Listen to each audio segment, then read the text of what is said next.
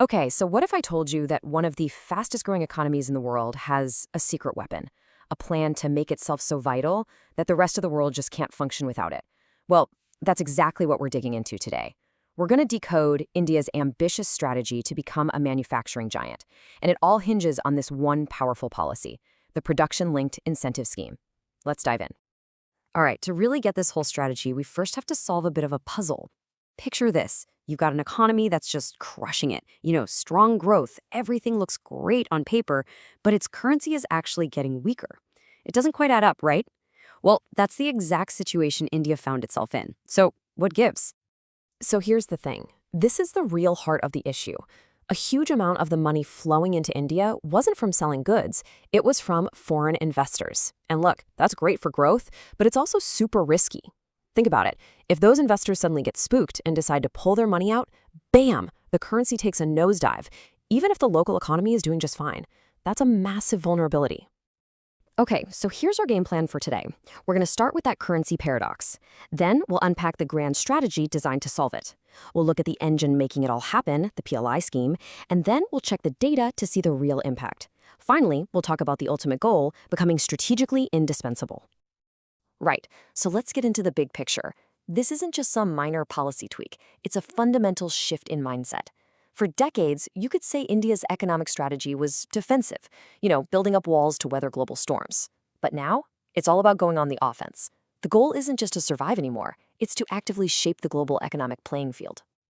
So what's the core belief driving this entire offensive strategy? It really boils down to this. If you want a truly stable, durable currency, you have to build things and export them. Services are fantastic, no doubt about it. But if you look at history, the world's most resilient economies, the ones with hard currencies, are almost always built on a powerful manufacturing base. And this leads us to the end game, this concept of strategic indispensability. Now that sounds like a bit of a mouthful, but the idea is actually pretty straightforward. It means weaving your country so deeply into global supply chains that the world literally cannot bypass you for critical stuff. When other countries realize they need you more than you need them, well, that's when you have real leverage. So how do you actually achieve that? Well, the strategy lays it out as a three-step journey. Step one is what they call intelligent import substitution, basically building up your own domestic manufacturing muscle in a smart, disciplined way. Step two is using that muscle to build strategic resilience, creating buffers so you're not vulnerable to external shocks. And then, step three, you leverage that strength to become that non-bypassable player in the global economy. That's the path. Okay, so you've got this massive, ambitious strategy, but how do you actually make it happen? You need an engine to drive it forward, and for India, that engine is the Production-Linked Incentive Scheme, or PLI for short. The concept behind PLI is actually kind of simple, but it's also pretty brilliant. The government essentially tells companies, hey, for every extra unit you produce and sell from India, we'll give you a cash incentive. It's a direct reward for scaling up. The whole point is to lure in major investment, pull in cutting-edge tech, and get domestic manufacturing to a scale where it can compete on the world stage. And the big question is it working? Well, the numbers suggest it is. The scheme has already pulled in a whopping 2 lakh crore rupees in actual investment. And just to be clear, that's not just pledged money, that's real capital that has already been invested, flowing into new factories and production lines across the country. You have to remember, the PLI scheme, as important as it is really just one part of a much bigger vision. The National Manufacturing Mission has this massive goal to double manufacturing's contribution to GDP, taking it all the way up to 25% by 2035. That is a huge target, and it really tells you how central this is to their long-term plan. All right, so we've talked about the grand strategy and the main tool, the PLI scheme, but talk is cheap, right? Let's get into the data and see what the actual impact has been, especially when it comes to exports. First off, let's just look at the headline number. India's total exports, that's goods and services combined, hit a record $825.3 billion in fiscal year 25. I mean, that is an enormous figure, and it's a pretty strong signal that something is definitely moving in the right direction. But here's where it gets really interesting. When you zoom in on the specific sectors that the PLI scheme is targeting, the numbers are just staggering. Check this out. Average annual export growth for IT hardware, 77.2%. For electronics, 38.8%. And look at telecom. Not only are exports growing, but imports are actually falling by over 18% a year. This is the strategy playing out in real time. The electronics sector, especially mobile phones, has become the poster child for this success. We're talking about global giants setting up major manufacturing bases in India. The country has basically transformed into a massive mobile phone manufacturing hub, which is something you just wouldn't have said a few years ago. And this is a crucial point. It's not just about making more stuff.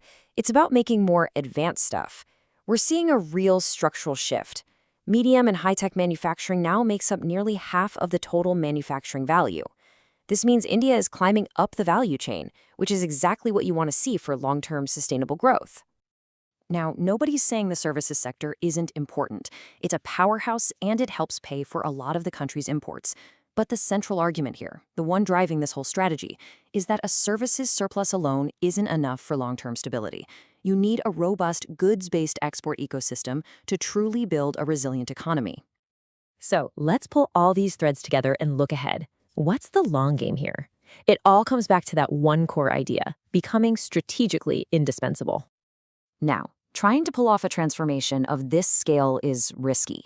You need a massive cushion to absorb any shocks along the way. And India has built exactly that. We're talking about foreign exchange reserves of over $700 billion. That's enough to cover about 11 months of imports, which gives the country an incredible buffer to be able to play this long game without being derailed by short-term crises. When you really step back, you see this is about more than just economics.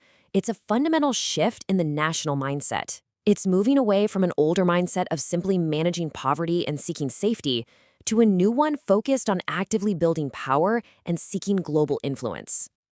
And perhaps the best way to sum up the ultimate goal comes from a really powerful line in the source material. The ambition is to take the world from thinking about buying Indian to the world buying Indian without thinking. I mean, think about that. It's about making Indian products so synonymous with quality and reliability that they become the default choice, not the alternative. So where does that leave us? The strategy is definitely bold. The early results we're seeing are very promising, and the ambition is, frankly, massive. But the final question remains, can this grand plan truly turn India into a node in the global economy that the world simply cannot bypass? The answer to that is going to be one of the biggest stories of the coming decade.